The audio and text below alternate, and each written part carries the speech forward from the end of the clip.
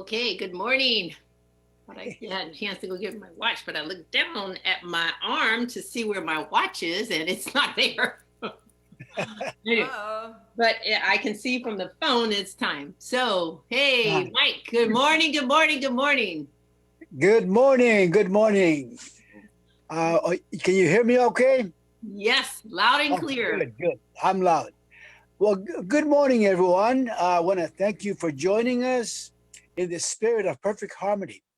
We are the Center for Spiritual Living, West Georgia, and we study and practice the philosophy and science of the mind that we know as God. And with our spiritual presence and our participation in the service this morning, we create a higher state of consciousness, rise above any negative energy that we may have prevailed this past week, and manifest love. And love is synonymous to God, the most powerful yet most gentle force in the universe. Our master teacher, Reverend Dr. Sandra Jackson, has been keeping us informed throughout the past week and will now proceed with our service. Reverend? Okay, thank you, Mike. All right. So I discovered last week that somebody in our community had COVID, which I did not know. And so today I want to include in our prayers not just that person who has recovered, by the way, anybody else who has had it or is experiencing it, from friends, relatives, or themselves. I'm just going to include them because they have not told me about it and they have not asked for prayer. And I just want you all to know that if you should find yourself in that condition, you can give me a call and let me know. And, we can pray together if nothing else. Okay. And see if if you have any needs that, we can help. As a community, our task, our job, our responsibility is to be in support of one another. And so, but we can't be in support of something that we don't know about. Okay. Do you understand? All right. So Zizi has not been shy about saying, that she's asked for prayer and that, um, and the rest of us don't need to be shy about it either. We all, at some point or another, myself included, need prayer. We need someone to support us, to care for us, to care about us. And so, that's what spiritual community is. Okay. All right, so let us turn within and right here and right now begin our service with a recognition, a realization, and a knowingness that every person who is a part of our spiritual community, those who have visited, those who have been online with us, those who have been watching the videos after service on YouTube, those who are around the world and who know of us in any way, shape, or form, we include them right here and right now in knowing, believing, and accepting that they are part of our spiritual community because they are a community, they're part of our community in our hearts. And so we love and embrace them and we reach out to each and every one of them this morning as we allow ourselves and them to be touched by this word. And we are knowing in this very moment that each and every one of us is one with the infinite presence, life, and spirit that is God. Each and every one of us, wherever we are, whatever our condition, wherever our condition of health and wholeness, or unless we are experiencing dis-ease and discomfort and dissatisfaction in our lives in any ways, I am knowing right here and right now that the truth of who we are is spirit. The truth of who we are, the I am that I am, is pure, unadulterated spirit that has no dis-ease, no illness, no sickness, no lack, no limitation. It has nothing but infinite possibilities for us to expand and grow and be healthy and whole and complete in all aspects and areas of our lives.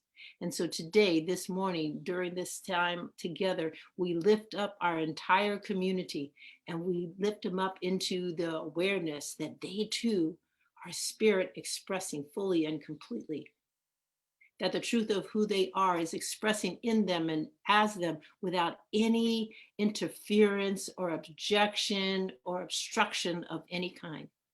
We are knowing all resistance is right here and now released and dropped and let go of, so that we can all live in perfect harmony in the divine bliss and love that God has already created for us and invited us into that divine garden to experience. And so we knowing this right here and right now, and we are each and every one blessed wherever they are, whatever their physical, mental, or spiritual condition. We are knowing that in this very moment, it is totally and completely dissolved into the nothingness that it truly is, and they are living in the kingdom of God right here and right now, as is each and every one of us. We bless the service today, and we know that each one of us gets exactly what it is that is ours to get, to receive that which we have come to hear, to feel, to experience. And we walk away fully and completely nourished, allowing our lives to be more fully and completely uplifted into the grand infinite possibilities that it has already been designed to be and to experience. And so it truly is. Amen. Okay, so we want to begin today with what else? Okay, let's have some. Is it music time? I don't have my notes here. I think it. I think it is. No, Marsha. Yeah, hold on. Good morning, Reverend Sandra. Sometimes you do prayer and you get, you forget where you are. Yes, I know. Yes. So, I okay, understand. go ahead. Yes. Good morning. Good morning. Screen sharing is stop. Okay, hold on. Let me try it again. Screen share. Hello. Oh, goodness. Okay. Well, we're just gonna do it this way. Okay, can you all see that? Yes. Mhm. Okay. Yes. Our vision and mission statement. Okay. CSL West Georgia is a joyful global community where everyone belongs. Through our unique spiritual teachings, we provide a safe environment to experience compassionate living. And our declaration of principles are I believe in the unity of all life, and that the highest God and the innermost God is one God. There is one life of which I am a part, one intelligence which I use, one substance which takes form as my life. And so it is. Thank you.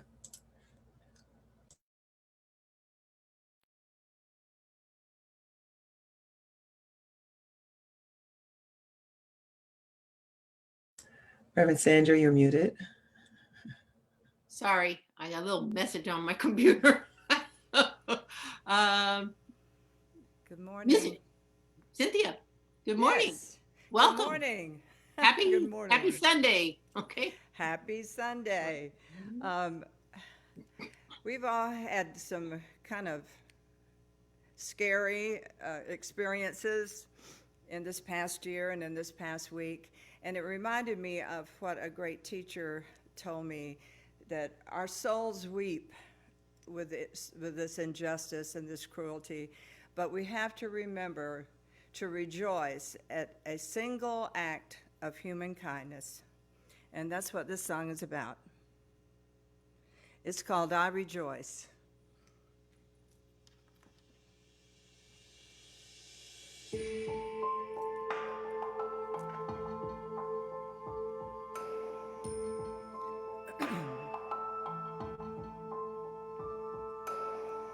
My soul weeps at the sight of injustice and inhumanity.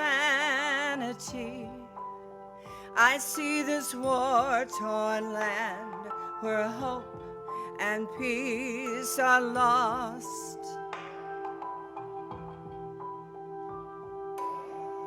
My soul weeps over racial divides and senseless cruelty. We are one human race. Let us weave our common threads. Smile at a stranger, forgive your enemy. Start celebrating goodness instead of tragedy. And I rejoice at the smallest act of human kindness.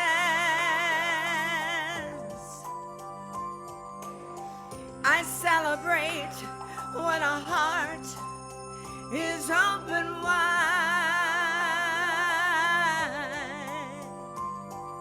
Hate is the question, love is the answer. Hate is the question, love is the answer. Embrace this tattered land, love it more. Create a kinder, safer world, love it more.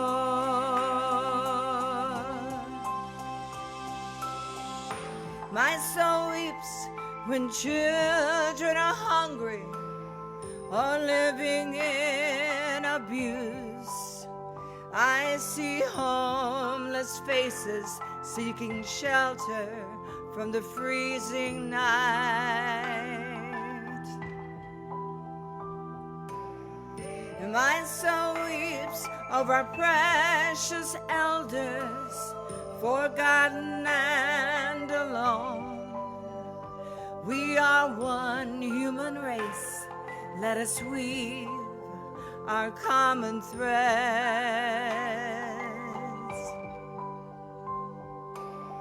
What can you do today to make the world a better place?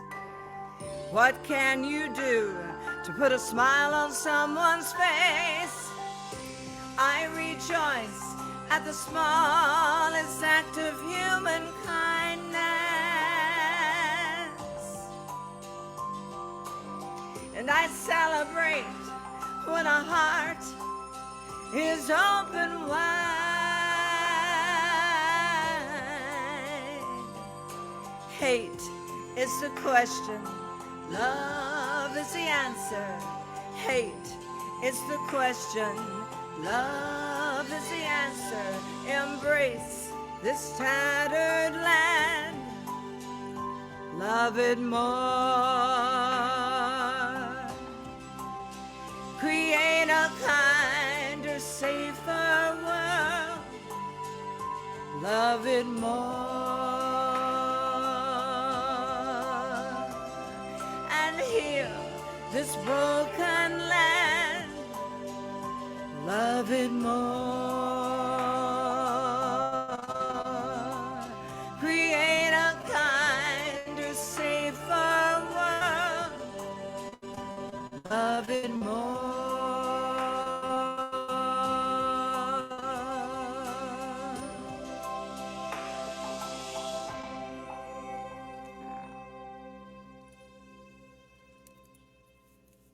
Love it more. Yes. We have the unlimited capacity to love people. Yes, we do. Okay, it is time for Abe to do our reading. Thank you, Abe. Thank you. That was beautiful. Thank you. Today's reading is from a timeless New Thought author, Wallace D. Wattles, and it's from The Science of Being Great, which was published in 1911. The power of conscious growth is not given to the lower animals. It is mankind's alone, and may be developed and increased by us. The lower animals can, to a great extent, be trained and developed by mankind. But men and women can train and develop their own self. We alone have this power, and it is unlimited. The purpose of life for mankind is growth, just as the purpose of life for trees and plants is also growth. Trees and plants grow automatically and along fixed lines. We humans can grow as we will. Plant life can only develop certain possibilities and characteristics. Humans can develop any power which is or has been shown by any person anywhere. Nothing that is possible in spirit is impossible in flesh and blood. Nothing that mankind can think is impossible in action. Nothing that mankind can imagine is impossible of realization.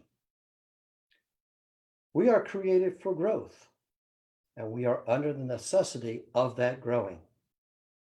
It is essential to our happiness that we should continuously evolve and advance. Life without progress becomes unendurable, and the person who ceases from growth becomes stagnant or imbalanced. The greater and more harmonious and well-rounded we grow, the happier we will be. There is no possibility in anyone that is not in everyone. But if we proceed naturally, no two people will grow into the same thing or be alike. Everyone comes into the world with a predisposition to grow along certain lines. And growth is easier for us along those lines than in any other way. This is a wise provision, for it gives us endless variety. It's as if a gardener should throw all his bulbs into one basket. To the observer, they would all look alike, but growth reveals a tremendous difference. So of men and women, they're like a basket of bulbs. One may be a rose and add brightness and color to some dark corner of the world. One may be a lily and teach a lesson of love and purity to every eye that sees. One may be a climbing vine and hide the rugged outlines of some dark rock.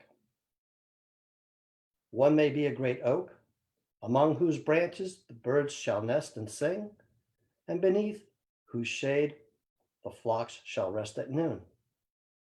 But everyone will be something worthwhile, something rare, something perfect. There are undreamed possibilities in the common lives all around us. In a large sense, there are no common people. In times of national stress and peril, the corner store loafer and the village drunkard may become heroes and statesmen through the quickening of the principle and power within them. There is a genius in every man and woman waiting to be brought forth. And so it is. And so it is. Thank you, Abe. Yes, such truth. All right, thank you.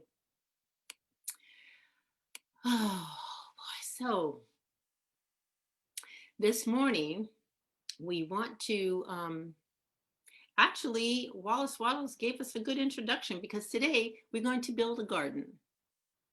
And all right, so here's I want you to go along with me. Oh, let me tell you, our journals this week, here and now, we're on week 3. And the topic today is here and now. And our theme for the month is Timeless Wisdom, Evolutionary Vision. And we still have a couple more of these. So if you have not received yours or have not ordered yours, please do let us know. You can go on the email that we send every week and order it. But we only have 2 left. So hurry, hurry, hurry. Okay. I want you to imagine you're going to build a garden, okay? First, we're going to begin with an idea, right? We have to start with an idea.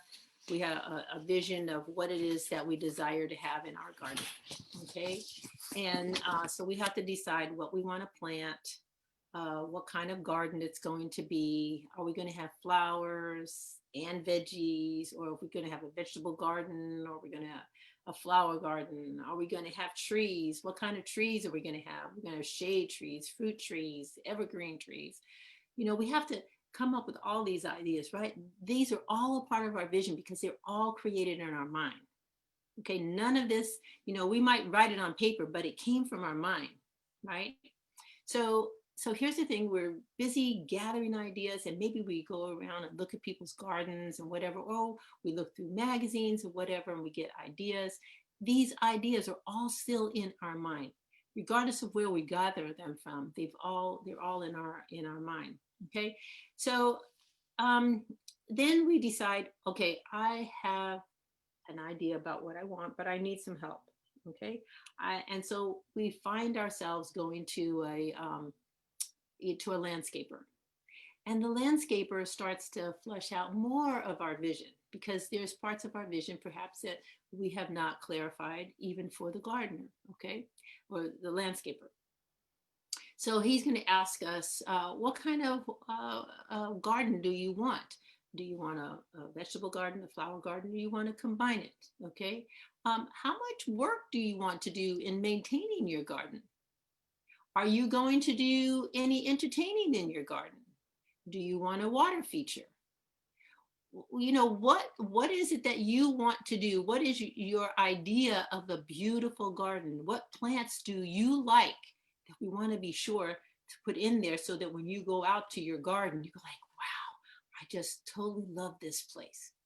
So he's going to, or she is going to pull all these ideas. Where are they coming from? They're coming from you. Do you see?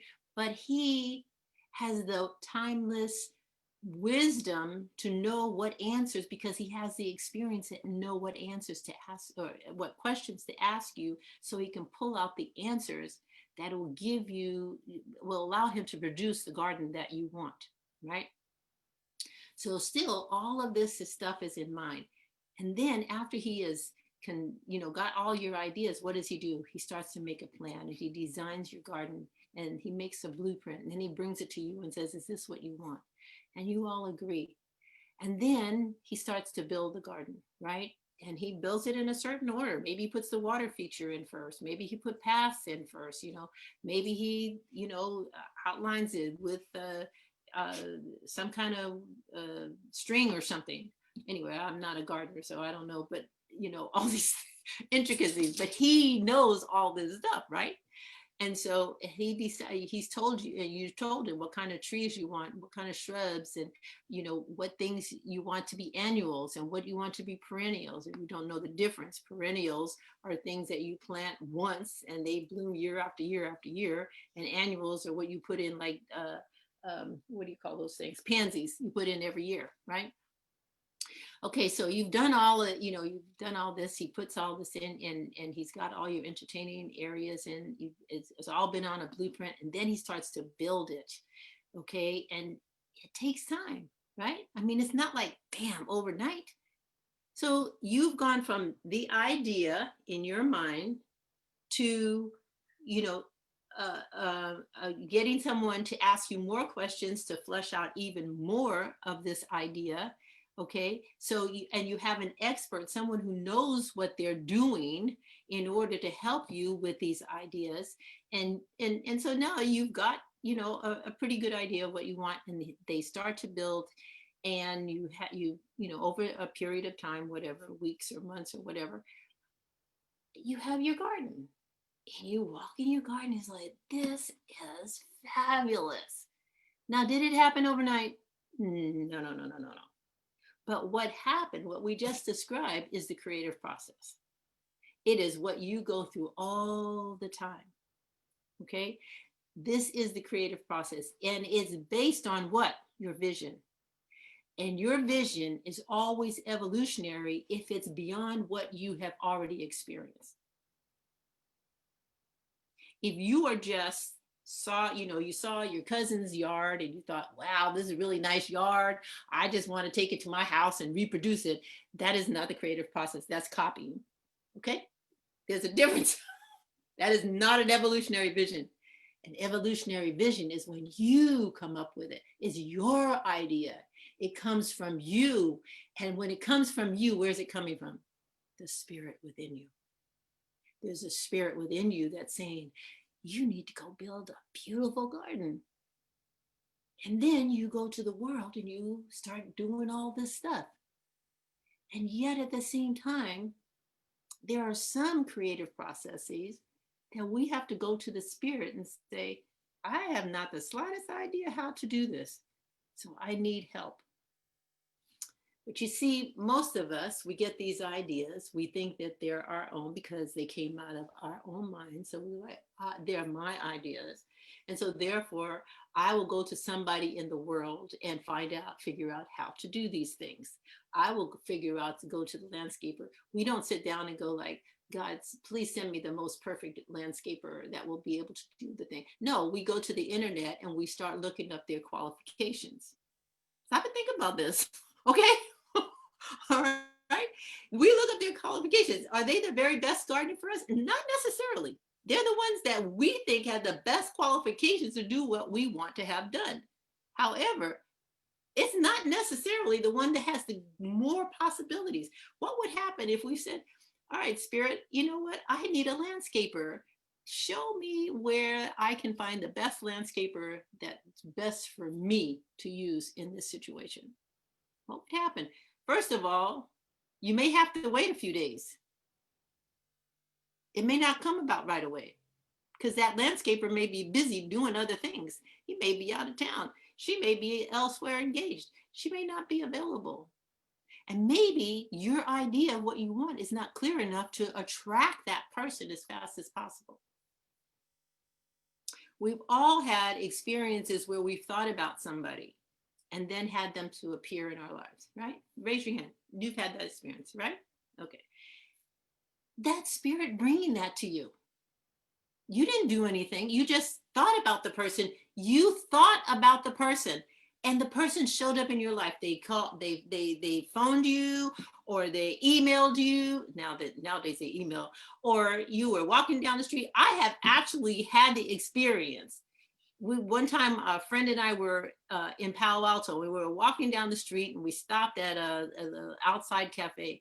And I had been thinking about someone. In fact, the two of us had been talking about the person. And lo and behold, it wasn't 5 minutes before we finished talking about the person walked right by.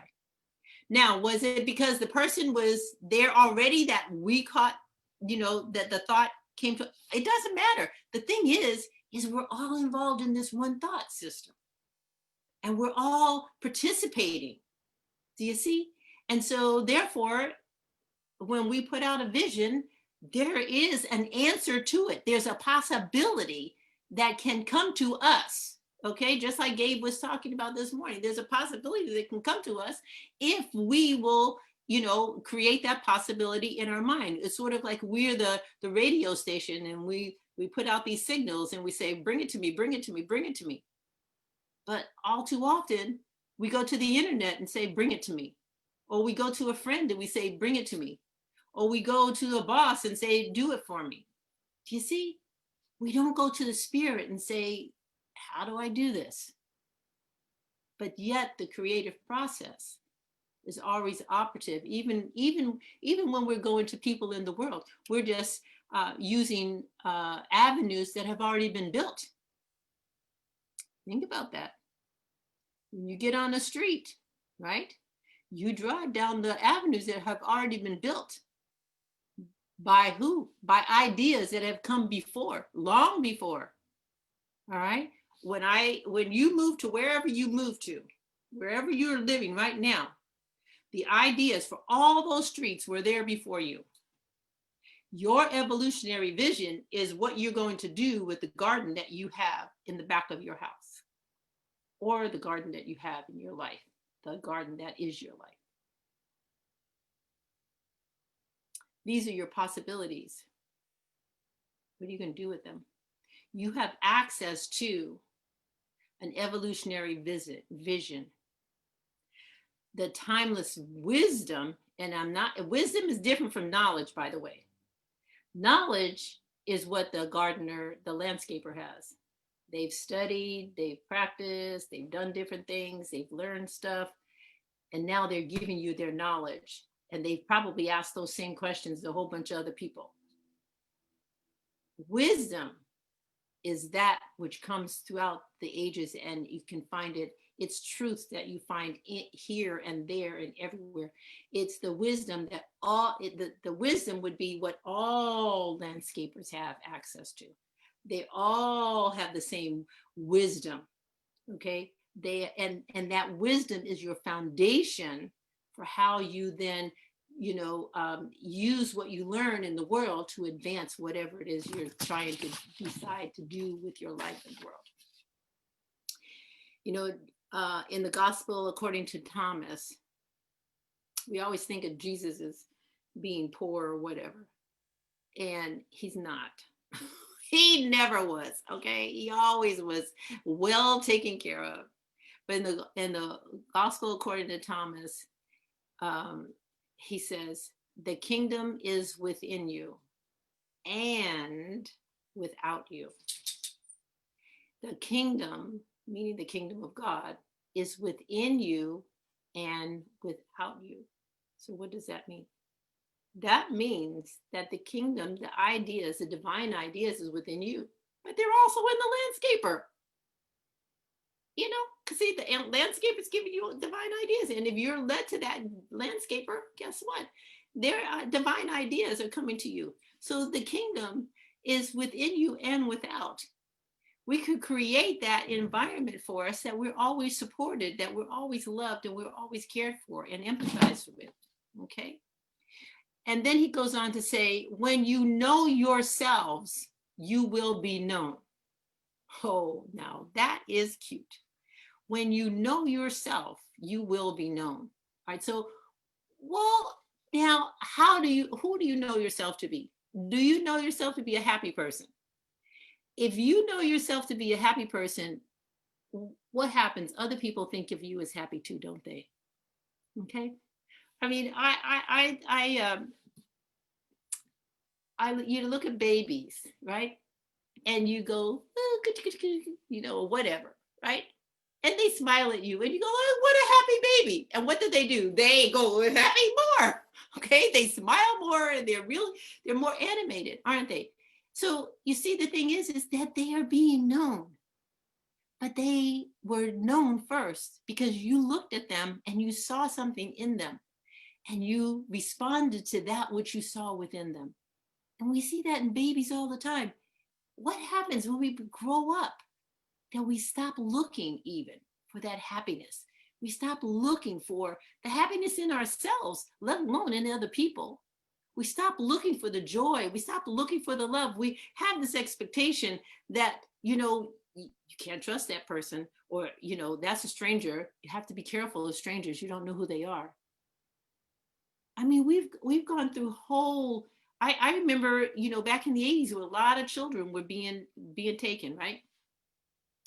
And so my granddaughter was born, and she was at our church, and people, babies, they love to pass them around. Joy will love this story. All right, so they pass the baby around all the time, but some people, she would go like, no, I don't want this. I don't want to be by her. And she would cry, and some people were like, how come Joy always cries when I hold her? And I didn't want to tell them that she doesn't like you. Okay. Why doesn't she like you? Because she senses she's a baby. Babies know who is safe and who's not.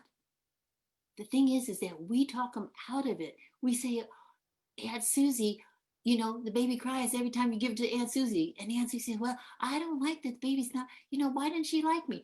And we go like, we don't know. And we make the baby stay with Aunt Susie.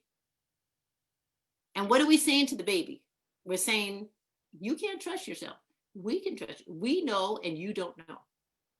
You say to the baby, you say to Aunt Susie instead, Aunt Susie, I'm sorry. She just doesn't want to go to you today. Some other time. Okay. That's what we used to do to people at church.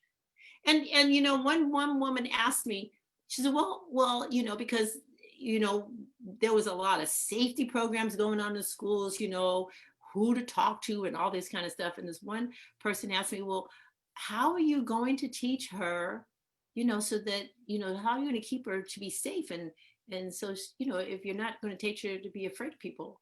And was like, We're going to teach her to trust her own self, chase her own wisdom, because each one of us knows the people who are safe. Each one of us knows where to go and when to go and what to do and when not to do. Each one of us, we know it intuitively. What happens is we have been given to Aunt Susie and we've learned we can't trust our own intuition. And we've learned it from a very early age. And so we stop creating our own lives. We start living other people's lives. And when we live other people's lives, we are no longer doing what Jesus says, know yourselves and you will be known. We don't know ourselves anymore. And then we wonder why we are not creating the lives that we want to live. We're not creating the lives we want to live because we're not living our own life. We don't know ourselves. He says, when you know yourselves, you will be known, and then you shall know that you are. And what is you are? You are, he's talking to these people. But what do we say when we know who we are? We say, I am love. I am peace. I know myself, and I know myself to be, I am happy. I am joyful. I am prosperous. I am good. I have unlimited possibilities. I am fully and completely connected with who and what I am. I am spirit. See, we have all these I ams that we say, and none of them is, I'm a bank robber. Okay, we might say I am a landscaper. Okay, but we don't go out going, I'm a murderer. We don't go out doing stuff like that. We say positive things about ourselves. Why? Because going on to the next line, he says, because you are sons of the living Father. Now he's talking to the men, but we know that sons and daughters is here. You are sons and daughters of the living Father. Now, living means what? Living means present and always available. Father means what? Provider. So here he's saying, when you know yourself, then you are known by the world and you're living in the kingdom. Okay, you are then known as a son of the living Father, and the living Father is that which is ever present for you and provides for you. So when you think thoughts and you say, I want to create a garden, okay, the ideas start coming to you, and everything that you need in order to create that garden will come to you, because why? The living Father, which is ever present, is providing for you. And then he goes on to say, but, here's the but, always a but. But if you do not know yourselves, you are in poverty, and get this, you are poverty, as you are love or you are poverty. So if you are poverty, what does that mean? It means you're living in lack and limitation. You don't have ideas of your own. You have to go to the internet to find things. You have to listen to conspiracy theories from other people. You have to get information from places that are out there in the world, roads that have already been walked on, treaded on, and built so long before you came. You are walking on those roads instead of creating the roads in your own consciousness that leads you to have an evolutionary life.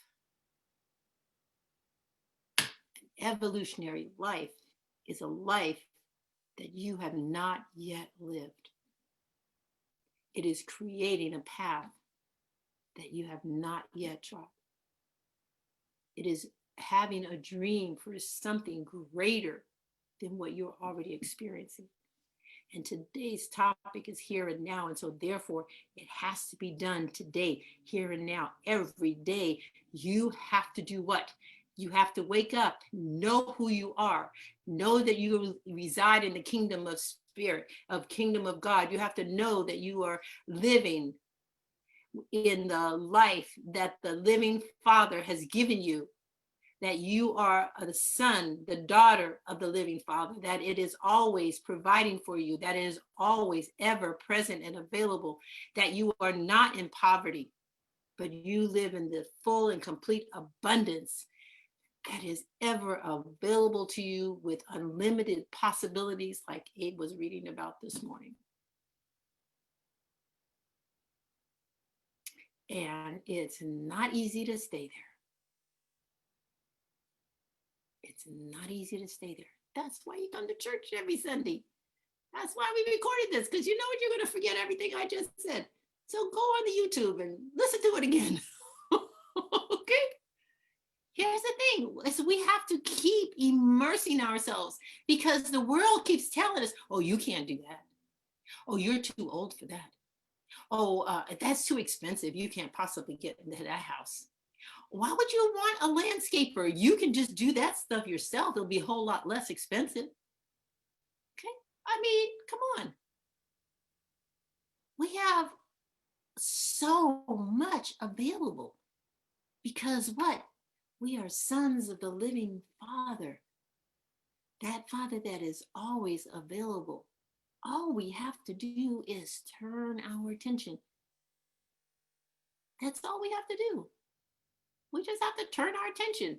We just have to plant perennials instead of annuals in our consciousness, okay? That which will continue to produce and produce and produce over and over and over. And we have that capability and that possibility. This, lots is happening. Lots has happened, like Cynthia said, this past few weeks. And what we have in the past is those people who have treading over and over and over and over those worn out paths that have gotten them nowhere, and yet they are afraid to open themselves to the living spirit that gives them unlimited possibilities.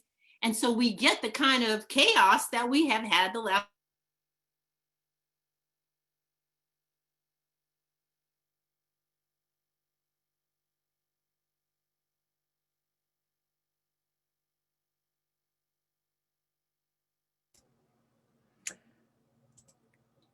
Okay. Well, I was worried. I said, am I frozen? I guess it's Reverend Sandra that has frozen. I was feverishly writing notes and like, so let's see. Cynthia, can you go about and go ahead and sing your second song right now? That would be great. And then I'm sure that Reverend Sandra logged off. And so when she pops back on, when the song is over, we will hear part two. How about that? So I know. And so now Cynthia's like, wait, I didn't have everything turned on. So yeah, I can say every day, wake up and know who you are, you know. So right now we are a community that is built upon flexibility. And so we are just going to be flexible with it. And we know that our consciousness is just growing with every challenge, every experience that we are presented, because we are learning how to be flexible. We are learning how to be more and more creative, and how to overcome any blocks in our path, you know? Sandra just texted me and she said that her computer it's shut down and it's rebooting right now. Right. That's what I figured. I said, thank you, Joy. We're gonna roll with it, and we're just gonna, you know, keep the main thing the main thing. And the main thing is just to continue to expand our consciousness. Okay. Absolutely. All right. You ready, Cynthia? Yes, you ready for me? I bring it. All right. I have another song for you this morning, and this one was inspired by Reverend Sandra last week when we were talking about we're not separate, we're all part of one creation. And there's so much talk about unifying the nation and unifying each of us, and I think this is a song about acceptance, about accepting everyone's ideas and realizing that we all really want the same things. This is called One Creator.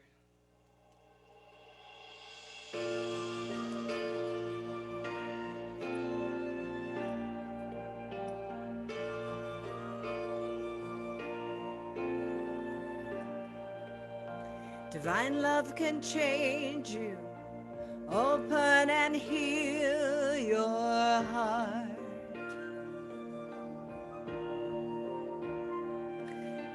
Banish and conquer fears that tear you apart.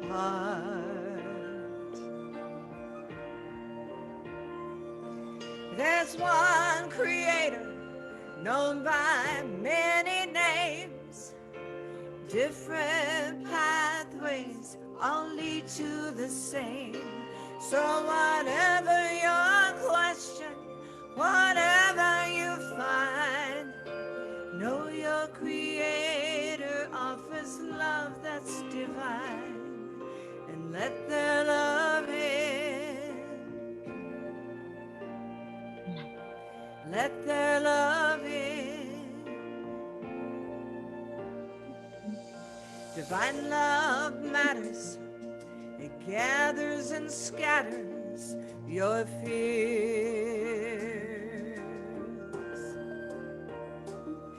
The hand from beyond lovingly dries your tears.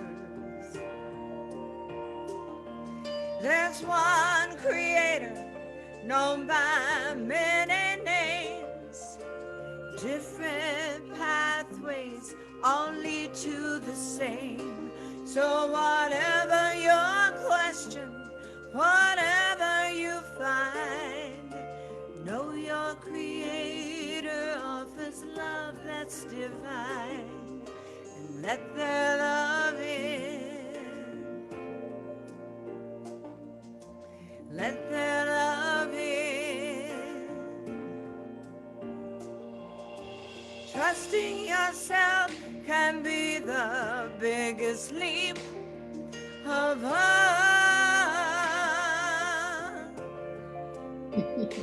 With a broken wing, you wanna fly, you're afraid you'll fall. All of creation's beside you to guide you all the way.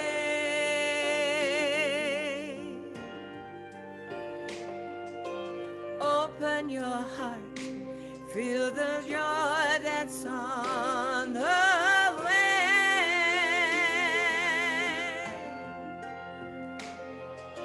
Divine love can take you places that you've never dreamed. In this lifetime of shadow, love is the one bright beam. There's one creator known by many names, different pathways all lead to the same. So whatever your question, whatever you find, know your creator offers love that's divine, and let their love in. Let that love in. Let their love in. Let their love in.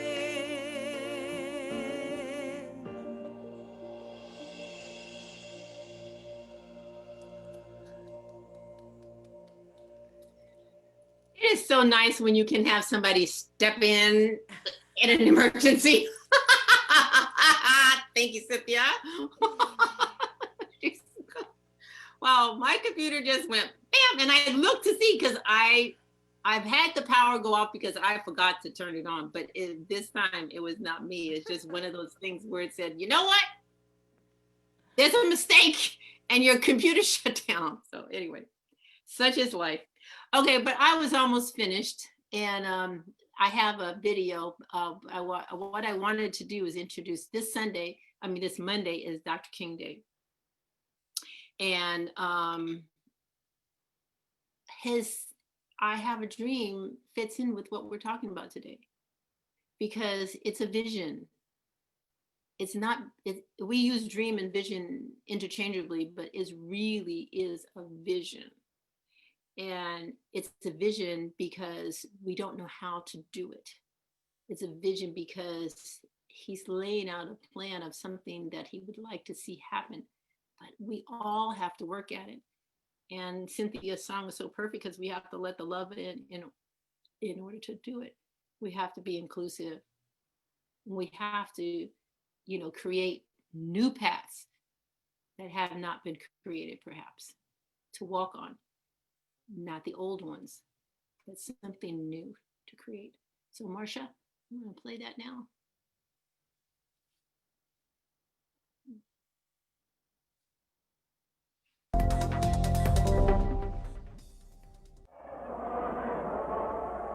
I have a dream.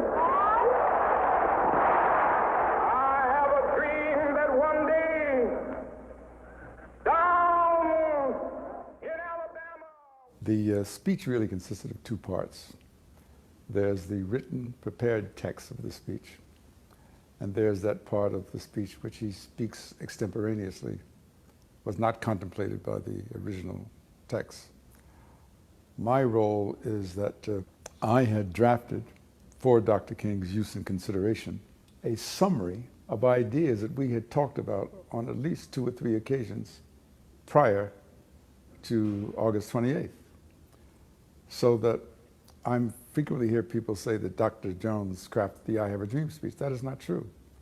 What I did simply was to draft the text, the wording of the first 7 paragraphs. I did not realize that they were going to be the first 7 paragraphs until I heard them. And then to that 7 initial opening paragraphs, he added his own paragraphs. And there came a point when, while he was reading from the text of the speech, a shout from his favorite gospel singer, Sandra Jackson, who was on the podium, and she shouted to him, "Tell him about the dream, Martin. Tell him about the dream." I noticed when she shouts to him that he looks over at her in real time momentarily, but then he takes the text of the written speech that has been prepared and he slides it to the left side of the lectern, grabs the lectern, looks out on more than 250,000 people there assembled. And I turned to the person standing next to me, whoever that is, I can't remember. I said, "These people out there, they don't know it, but they're about ready to go to church." From there, after, the balance of the speech in real time was extemporaneously spoken and spontaneously spoken, so that that portion of the speech, which is most celebrated in this country and around the world, the I Have a Dream speech, that is not the speech that he planned to give. I have a dream that one day, down in Alabama, with its vicious racists, with its governor having his lips dripping with the words of interposition and nullification. One day right there in Alabama, little black boys and black girls will be able to join hands with little white boys and white girls as sisters and brothers. I have a dream today. When I first heard Dr. King use the phrase, "I have a dream," I thought it was very poetical and very creative. I thought it played up to his strengths as a orator, as someone who could speak and write images. In the book that I wrote, Behind the Dream, the making of the speech that transformed a nation, I say that I had seen Dr. King speak several times before. Never had I ever heard him speak that way as I heard him speak on Wednesday, August 28th. It was with such passion. It had such a timbre, a certain quality. In the book, I said it was like watching or capturing lightning in a bottle.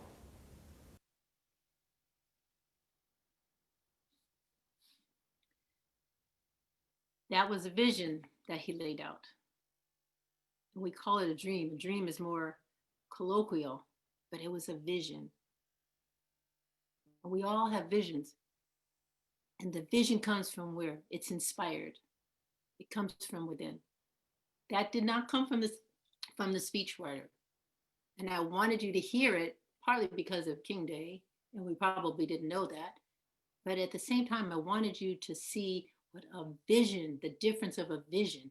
A vision is something that is evolutionary. It is something that has not gone before. And it takes time. It takes time to be nurtured and cared for and supported and loved and paid attention to. And it's not something that's just about you and I. It's something that's far larger. And yet with Dr. King's vision, we all get to do pieces of it. We get to do our part of it. Because his vision is not one for us individually, it's one for us collectively.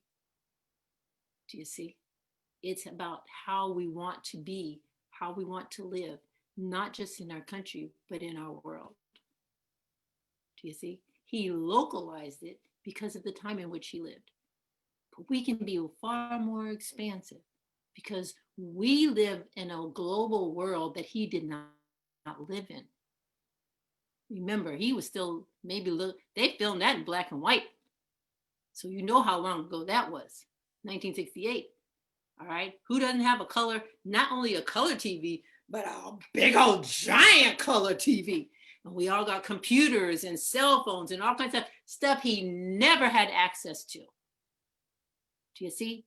So, the thing is that our participation is so much larger and so much more important and so much more inclusive. So be open. Know who you are so that you may live in the kingdom of God and bring some others along with you. Okay.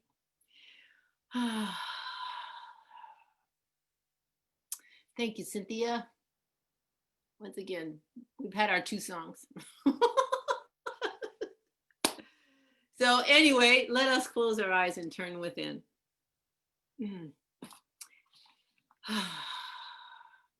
What an interesting day this has been. But life is interesting, isn't it? And we're always, no matter what is going on, regardless of where the technology is failing us or where it is supporting us, we are knowing that we are always divinely supported because regardless of who we are, where we are, our life continues on because our life does not come from the technology. It does not come from other people. It does not come from the things we do. It does not come from the internet. It comes from the breath that we breathe, and that breath comes from the divinity, the divine, the life that is the origin, creator, and the absolute oneness that we all participate in and we are all a part of. So we do not give ourselves life. We do not give ourselves creativity. We participate in it by being in alignment with it. We allow ourselves right now to know that we are not the originators, but we do catch the vision that the divine has and is seeking to live and move and express through us, just as Dr. King caught that vision that God had for all of us throughout time, because it has lasted these 50 more years. It was God's vision that he spoke that day. And it is God's vision for each one of us to express it in our own way. And so I am opening my heart and my mind right now, knowing that each one of us is fully and completely engaged in experiencing the divine life, that evolutionary vision that is our part of the totality of the divine idea that is humanity. That each one of us has a part in it, and that we are playing it now in complete and full alignment by knowing who we are, and being known by those who know us. We are playing our part by not being in poverty, but being in the abundance and the fullness and the completeness of knowing who we are. We live and move and have our being in the kingdom of the I am consciousness. And so we are open right here and now as we heal from those past events and occurrences, as we release and let go our resistance to moving forward and having the most wonderful, creative, and evolutionary life. We are here and now aligning ourselves with the very highest and greatest and most magnificent within ourselves. And we are allowing ourselves to be in complete harmony with that omnipresent beingness that is spirit, that is living, moving, and having its self-expression as who and what we are. We bless each and every person that we spoke about at the beginning of this service, and we know that the healing is occurring for each one of them. Right where they are being healed. And any one of us who is experiencing a health issue, we are being healed now. We are being healed, not just in the body, but in the mind and in the soul and in the spirit. We are being healed at all aspects of our experience of this life itself. And we release and let go of any and all idea of sickness, of ill health, of dis-ease of any kind. We release any ideas and beliefs in poverty and lack, limitation, and all of the difficulties that we have in relationships, and the ideas that we need to envelop our lives and to have lives that are creative and joyful and happy and abundant are showing up easily, comfortably, right here and right now, because there is no other time other than this now moment. And so we rejoice. And we are so completely thankful. We live and wake up every morning feeling grateful and deep gratitude for having the breath of life to awaken us and to have the opportunity to once again experiencing the joy of being alive and the happiness of knowing that the I am that I am is that who we identify with as who we are. And so knowing this is the truth of us, I totally and completely release this, knowing that each one of us is expressing it and experiencing it in our own way, in our own individual lives. And yet at the same time, we are all a part of that divine collective that is creating the oneness in form that is already known in spirit. And so it truly is. Amen.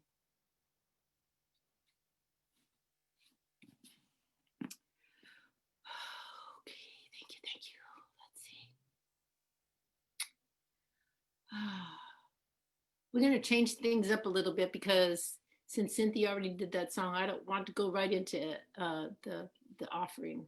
So let's do the video that we do at the end, Marcia. Let's do that one now. It's really kind of works, really. Isn't that interesting? The technology made us turn things around. And we had to be evolutionary.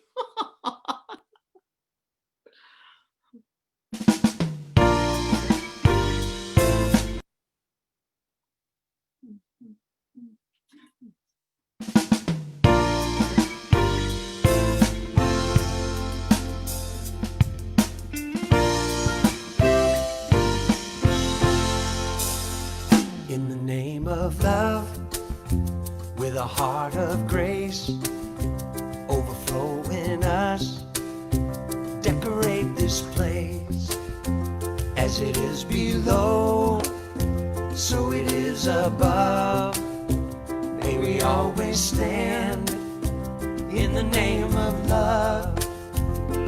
When the veil is gone, there's only one of us, only one, in the name of love. When the day is done, we will sing this song all as one, in the name of love.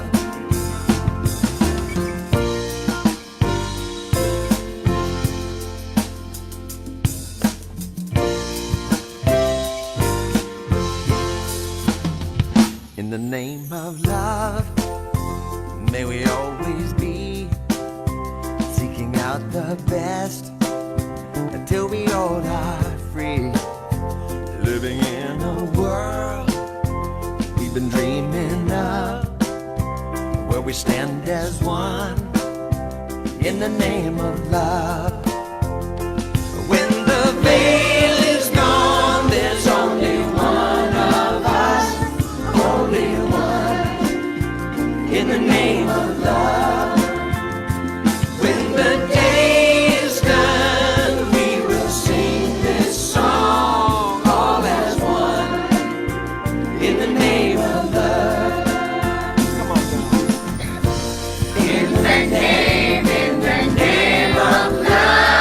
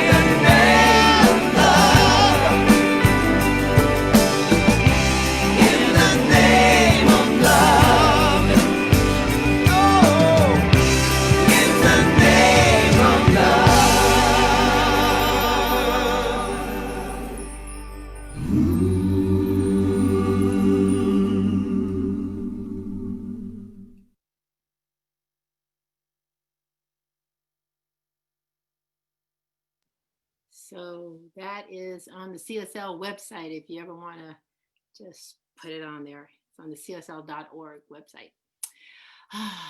That's so much better, huh? Ending. Okay, Marsha, now you could do the offering, the conscious giving. Okay, one second. I gotta, shift gears on the on the slides. So, okay. Good morning. It's time to remind you the different ways, paths, avenues you have to support our center. Basically, we have 3 ways that you can support us monetarily. You can use PayPal to send an electronic payment. And in a second, I will put all these links in the chat window. They're also located on your newsletter. The second way is if you feel more comfortable mailing a check, go ahead and mail it. The address will be again in the chat window and again on the newsletter, but there it is on the screen for you as well. And the third way you can give monetarily is if you're an Amazon shopper. I mention it every time. Maybe more and more people will say, hey, wait a minute, let me try this thing out. I'm about to buy something on Amazon, So all you have to do is if you have purchased anything from Amazon at any point, maybe you're not a regular shopper, but go ahead and just, when I put it in the chat window, click on that link. And then after service, you can go back to that webpage and complete it. Just connect with us on Amazon. And then from that point on, when you decide to purchase something from Amazon, you just go to the web address smile.amazon.com instead of amazon.com. And when you do that, Amazon looks at the amount of money that you have spent with them, and they in turn will use their charitable program and give us a portion of what you spent with them back to our center. So there are those 3 ways. And our affirmation for our offering is, I am grateful. Marsha, Yes. we haven't seen any of that. What? No. Oh my goodness. So, there you go. Just show us the affirmation. That's how these things are rolling today, like I have just, Gremlins are here. yay. You know what? Like I said, while you were gone, that we have learned to be extremely flexible. Yeah. And we know how to carry on. So there you go. You've heard my speech. I guess you just enjoyed looking at me while I was saying those things. So there you go. Yes. And here we are going in the wrong direction. There you go. I am grateful for the divine givingness. I'm also grateful for laughter. And I'm also grateful for flexibility. And I'm also grateful for you guys being a part of this community and understanding that we just give our best. And sometimes our best just is very comical, but it is still our best. So I am grateful for the divine givingness circulating abundantly through my life, my community, and my world. And so it is. So it is. Okay, great. All right, so thank you so very much for being here today. And Gloria, I think you have a message in there in the chat window for you. And let's see. The board, we don't have any real announcements today, except I want you to know that the board is working on some wonderful things and we will be sharing them with you soon. In the meantime, just hold a high vision for our spiritual community. Anybody you know who is needing help, be sure and reach out to them and help them, in whatever way you can. So many people, and you may need to just call on them first, because they may not say to you, I need some help. They may require help and not be asking for it. And yet so many people are needing help these days. So just reach out to the people you know, especially the people you know who are living alone. They're in the pandemic and they live alone. And they may be experiencing all kinds of loneliness, isolation, and all kinds of things we don't know. So just reach out to them. It won't hurt you. and it'll help them abundantly. And keep in mind, you don't have to go with the razzle dazzle. All you have to do is call up and say, "Hi, how are you?" And begin the conversation from there. And then listen, let them talk, let them share. And as far as our vaccinations are going, from what I hear, there are some around, but you have to go on websites and sign up and all that kind of stuff. And so, anybody gotten any yet? Vaccinations?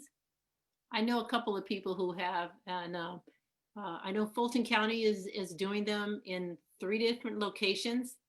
And I hate to tell you this, but they're all full up with appointments, or they're sold out of vaccinations. So, but Douglas County also has some, and Cobb also, but I have not looked on those websites. So go look on those websites. All you have to do is COVID vaccinations in the Google. Guess what? The internet does come in handy for some things, and it will, show you up the things that you need to have there. Okay. Take care of yourself, love yourself, and keep your vision up. Oh, and in case you didn't see it, I sent an email out. There was a scam this week about if somebody calls you from Georgia Power, hang up. It's a scam, period. Pure and simple. I sent an email out this week that said scam. I won't go into it. You can go look at your email and take a look at that. But if they call from Georgia Power, just hang up on them. Georgia Power does not call people the way they did. So I got it. I didn't give them anything, but because I got too suspicious and they hung up on me. So I called Georgia Power, and they said they had several calls. The same agent had several calls that day. So it's going around, and they particularly like older people or people who are living alone. So, and they know your address. So, okay. All right. I love you all. Take care of yourselves and be good to one another and to yourself this week. We go forth today knowing that we are God's blessing in the world. Only good goes from us, and only good comes to us. And so it is. I love you all. Have a great week. Love you too. Okay. Have a great week. Thank you. Everybody. Love you too.